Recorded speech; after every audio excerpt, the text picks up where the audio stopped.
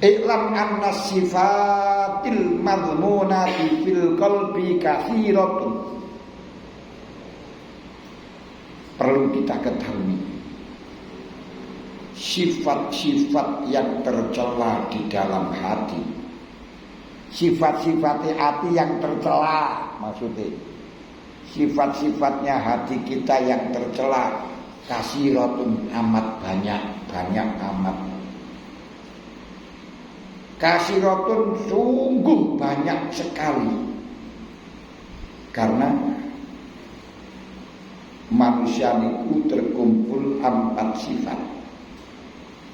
Di dalam manusia itu terkumpul 4 sifat. 1 sifat sabuiyat. Sifat sabuiyat itu sifat seperti binatang galak, kayak serigala. Binatang galak. Nah, binatang galak ini gampang marah, gampang nyiksa, gampang nyantean. Wong iki ngoten niku. Kedua, sifat bahimiyah. Sifat bahimiyah itu sifat seperti raja kaya. Raja kaya niku gak pati mikir, orang mikir masalah ibadah, gak mikir masalah apa, yang penting mangan wareg. Mangan turu. Jadi kayak mangan turu niku bahimiyah. Wong kan kabeh kan ngono, mangan turu wedokan. Cuman golek sapi niku ya mangan turu, nek gak dirabekne bunga-bunga niku. Wae kok kan jaluk di kabeh nang mangan turu wedokan. Niku sifat bahimiyah. Nomor 3, sifat syaitoniyah. Sifat syaitoniyah itu selalu ingin merusak orang lain. Ya ana wong liya kecekluk, ana wong liya kalah, ana wong liya apa itu namanya salah, niku sumpenen. Niku syaitoniyah, selalu blondrok nang wong. Ora ngarahno nang api niku ora, diarahno nang diblondrokno biasa ngoten.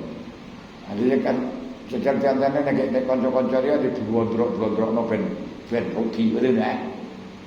Iku setan. Nomor terakhir sifat robbaniyah. Sifat bangsa pangeran. Ini ingin menguasai. Mulane kait lahir niku wong langsung gegep. Apa wong lahir niku gegep. Saya terkam semuanya. Tak gegem kabeh, tak kuasai kabeh. Ini sifat manusia robbaniyah. 4 semuanya itu terkumpul di dalam hati. Sedangkan kumpulnya di dalam manusia, akhirnya faistamiu fil insan khinzir wa kalbun wa syaitonun wa hakimun. Akhirnya di dalam diri manusia niku terkumpul sabutan niku khinzir, celeng, asu, setan, hakim, kebijakan. Khinzir itu apa? Khinzir itu syahwat. Mulane khinzir itu akan selalu menginginkan mangane kan. Mangane dituruti sembarang barang khinzir. Kalau kalbun marah terus, nanti dikon jogoi marah terus, muring-muringane godhong.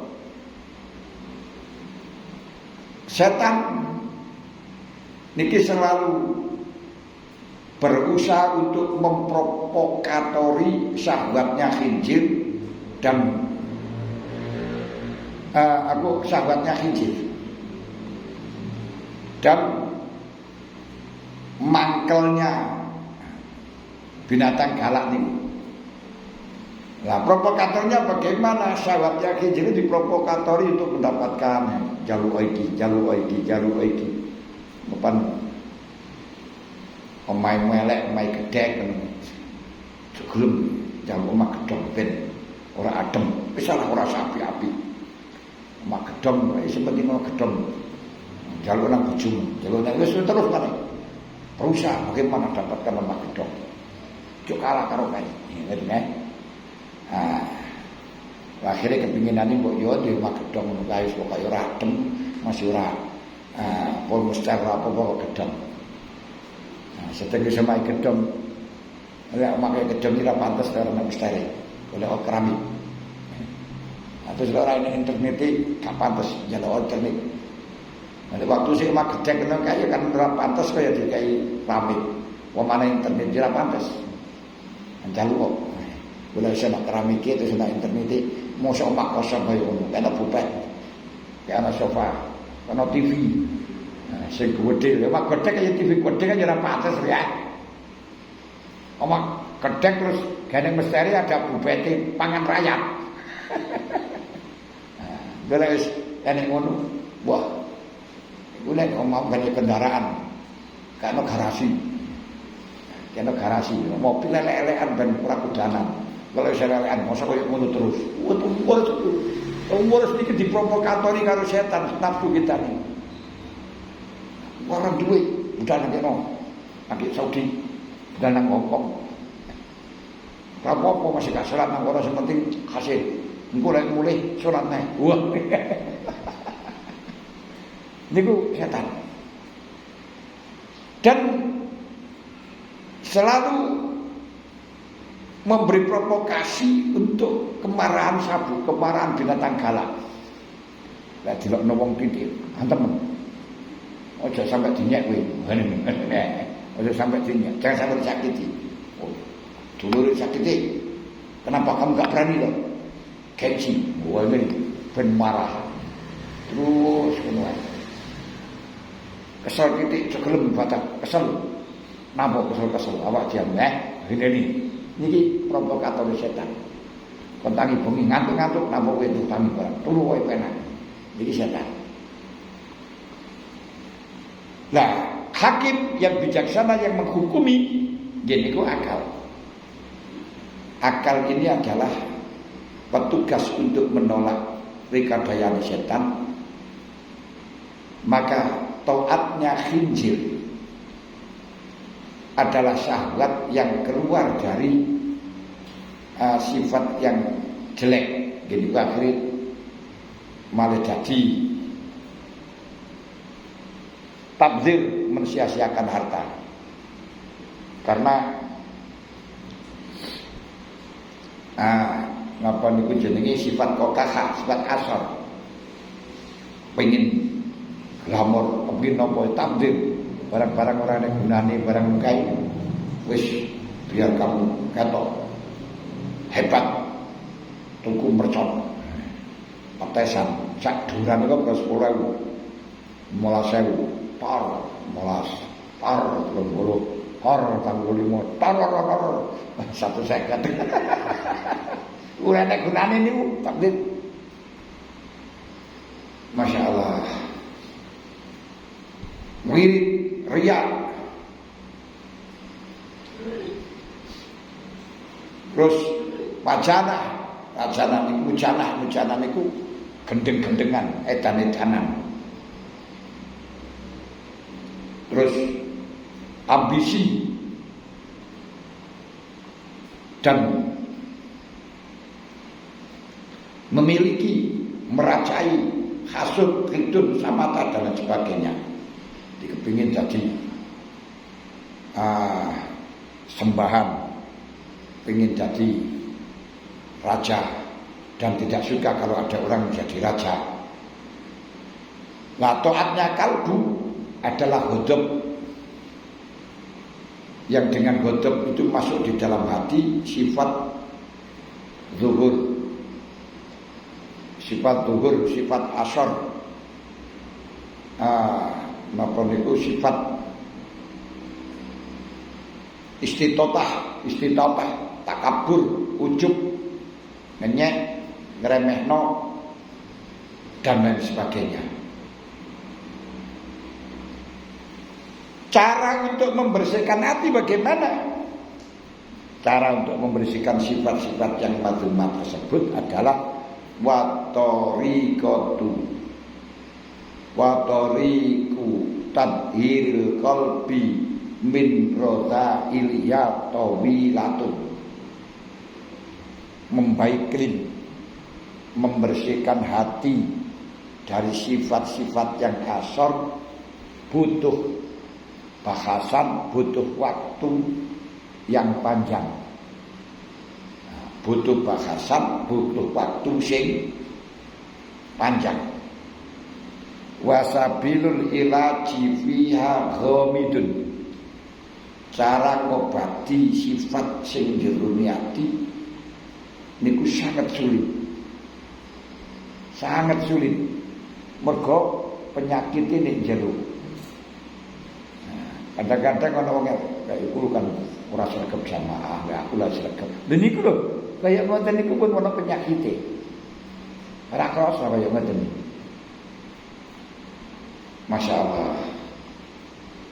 Bahkan kadang-kadang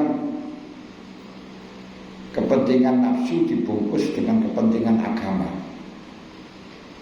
Karena pegel dibungkus dengan agama.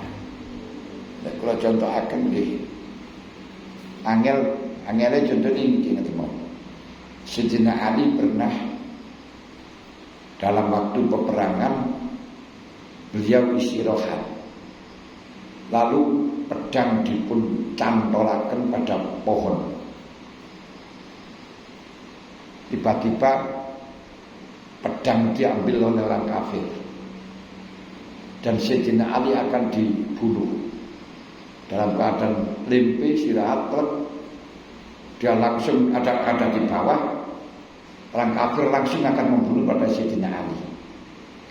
Ketika Sayyidina Ali akan dibunuh karena dia sudah tergeletak, orang kafir bertanya pada Sayyidina Ali, mana kaya Ali? Kalau sekarang seperti ini, siapa yang membantu kamu?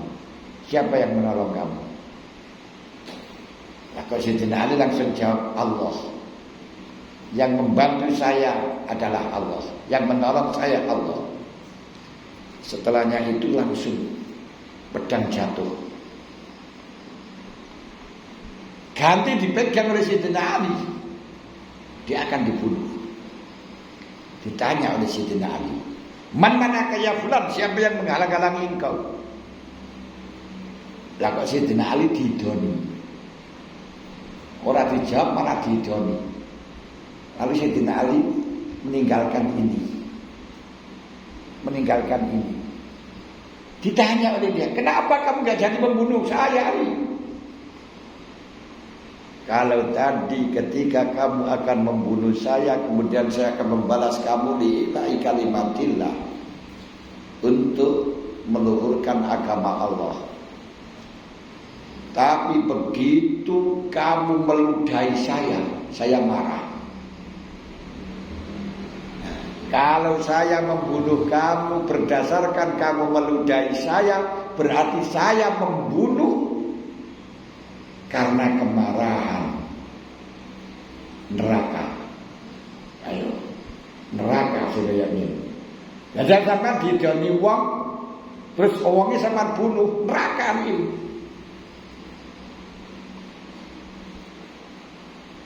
Unsur agama, unsur ilahi kalimatillah yang tadi sudah berhenti. Ilahi kalimatillah yang tadi sudah berhenti dengan diludahi. Dorongan untuk menegakkan agama Allah sudah sirna karena kemarahan. Loh, ketutupan marah semacam ini loh, dan sulit sekali. Jangan sekali-kali karena membantu kemarahan di atas namakan agama. Karena dia akan membunuh saya dia akan bunuh. Karena aku akan membunuh kamu apa karena meludahi kamu? Jadi angel. Makanya mengobati sifat yang secara hati kaya ini ki ghamidun. Ghamidun iku maknane sulit.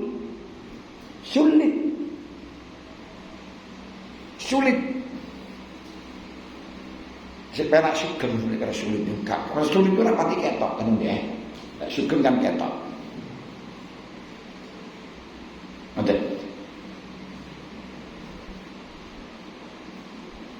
Masya Allah.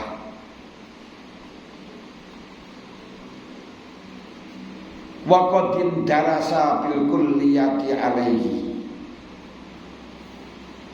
wa amalihi li ghaflatil khalqi an anfusihim wastighalihim bi zakhari fid dunya.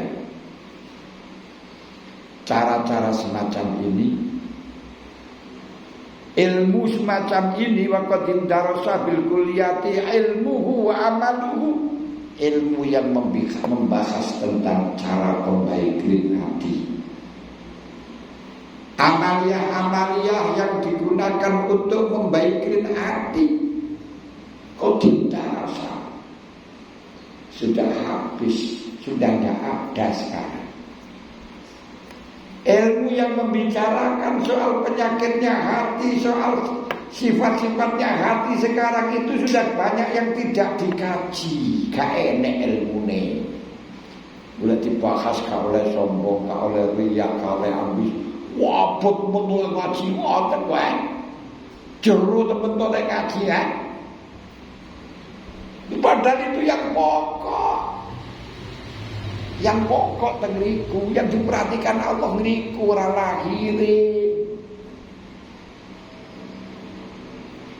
Wa amaluhu, orang-orang yang bekerja keras untuk membaikkan hati dari sifat-sifat yang tercela sekarang qadin tarasa, sudah habis sirna. Wong sing gelem riyato lepas dari dunia, dimaki, diuji, sudah tidak ada perubahannya, tidak ada perbedaannya. Semacam ini sudah habis, Pak. Habis kata Imam Ghazali. Padahal zaman tahun 500 tambah 500 dulu, tahun 400 ini sudah habis. Kalau sekarang malah jadi entek belas ribu. Habis. Kiai sing kos kaya ngene niku pun habis kalah karo kiai kos. Nggih. Kiai-kiai yang basira niku pun mulai gak enek. Sing enek kiai Bisarah, kiai Sangu. Masya Allah. Kenapa kok sudah habis? Sudah sirna. Li ghaflatil khalqi an anfusihim. Sebab manusia sudah lupa dirinya. Dirinya itu siapa? Akan mau kemana? Hidup untuk apa? Ini sudah lupa.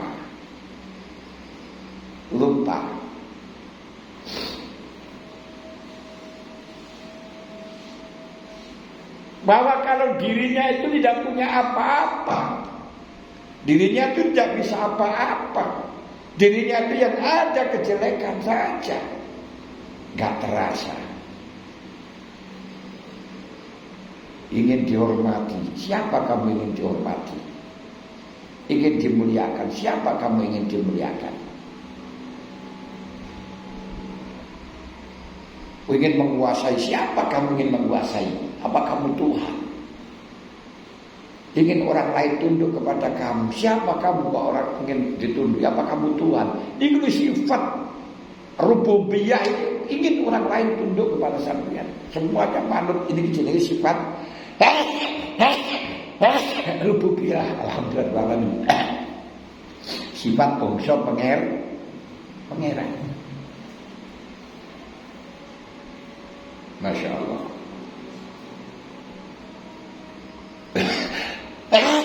Alasan pertama dia melupakan sifat-sifatnya, dia menetapkan. Alasan pertama dia tidak tidak membersihkan sifat-sifat yang mazmumah karena lupa diri.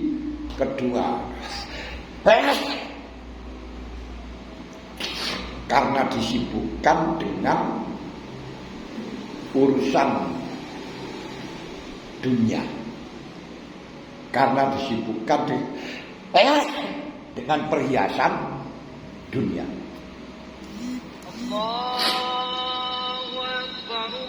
Sekarang kalau kita tahu, Masya Allah,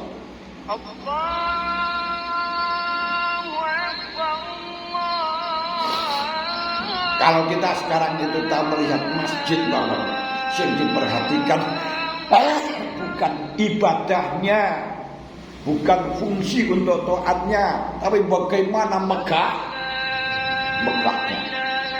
Ini bisa diperhatikan saat ini, megah.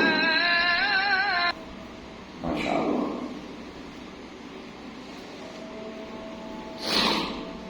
Megahnya. Mulane masjid-masjid terpundi-pundi niku malah gak oleh gawe salat bengi. Kenapa dikunci? Kenapa kok dikunci wedi barang ilang? Niki sing sakniki niku mensalah fungsikan semacam niku.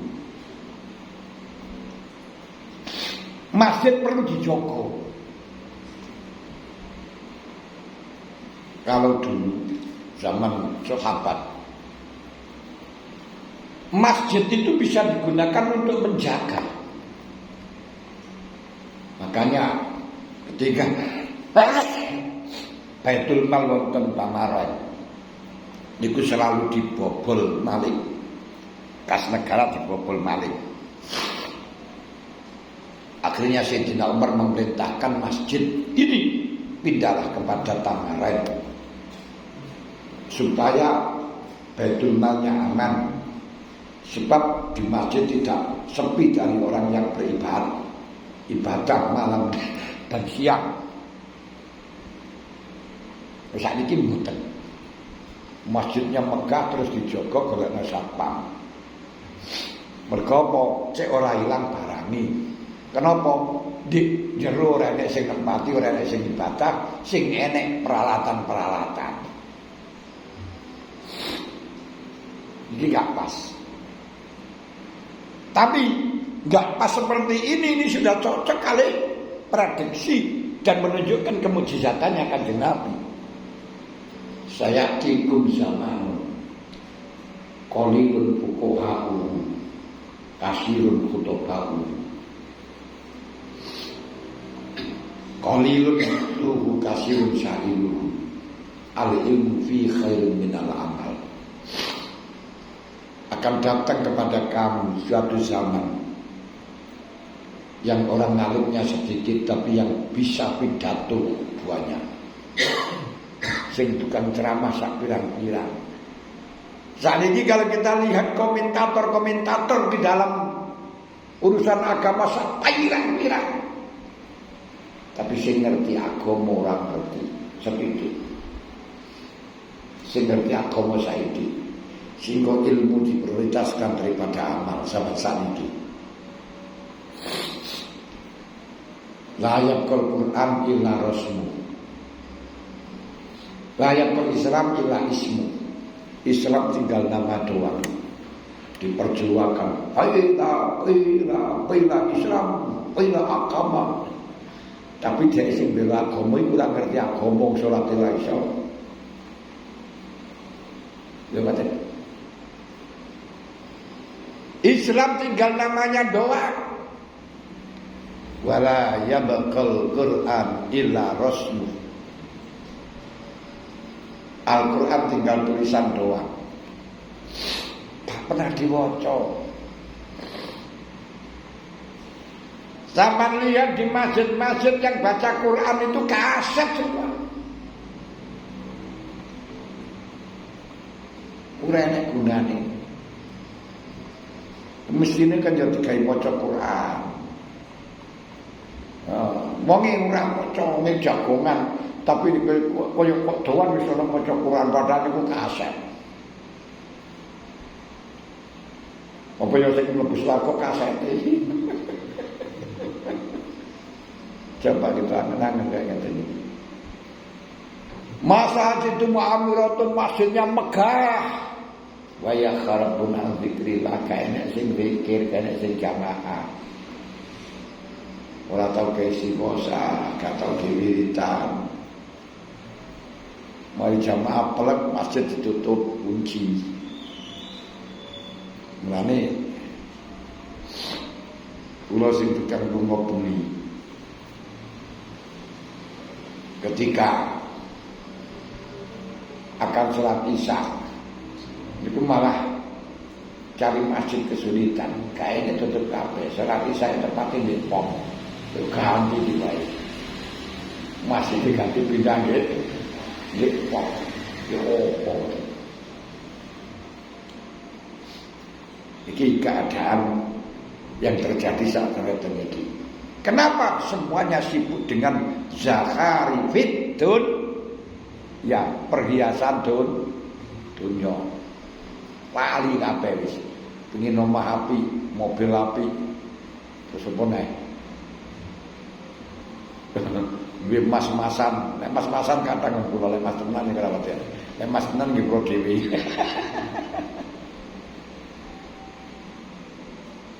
Padahal nek wis omah api karo omah elek niku waktu rasane turu padha ya. Padha. Wong maneh wong sing tukang lunga ge apa to omah api. Ora tau tinggeni. Lho niku nek ke tempat ini sik tenan. Wa qad istaqsaina dan sungguh membahas dengan cara tuntas. Zalika dalam masalah cara membersihkan sifat-sifatnya hati. Fi kitab Ihya Ulumuddin fi Rubu'il Muhlikat wa Rubu'il Munjiat. Di dalam kitab Ihya Ulumuddin yaitu pada seperempat muhlikat dan seperempat munjiat. Kitab Ihya Ulumuddin itu terbagi menjadi 4. Sing seperempat berbicara soal ibadah, sing seperempat bicara soal adah, yaitu komunikasi antara manusia dengan yang lain, dengan sama manusia, perdagangan, sewaan, perpinjaman, pergaulan ini deh. Sing seperempat hal-hal yang mengakibatkan rusaknya manusia. Sing seperempat penyelamatan manusia. Kabeh lo papat. Dan itu kepingin sifat-sifat mazmumah itu diberikan. Untuk sifat-sifat yang mujiat, sifat-sifat yang mamduhah, ini wonten atau mamduhah mahmudah, ini wonten seperempat kitab yang membicarakan seperempat kitab seperti kitab Ihya yang khusus membicarakan hal-hal yang bisa menyelamatkan. Lek ngaji Ihya ngoten niku nikmatnya luar biasa. Asik ngoten. Karena membicarakan apa yang fakta yang ada di dalam hati kita luar biasa. Walaupun orang-orang yang masih perlu dibombong, perlu dipuji, pas ngaji Ihya mesti ngerasa abotan, wabot itu. Kok ingin dipuji, ingin disanjung, ingin dimuliakan, ingin dihargai, ingin penak, ingin seneng, ingin gembira di dunia ini sing kali ngaji Ihya ini ngabot gitu. Hadirin hadirat ingkang kawula hormati. Wonten sing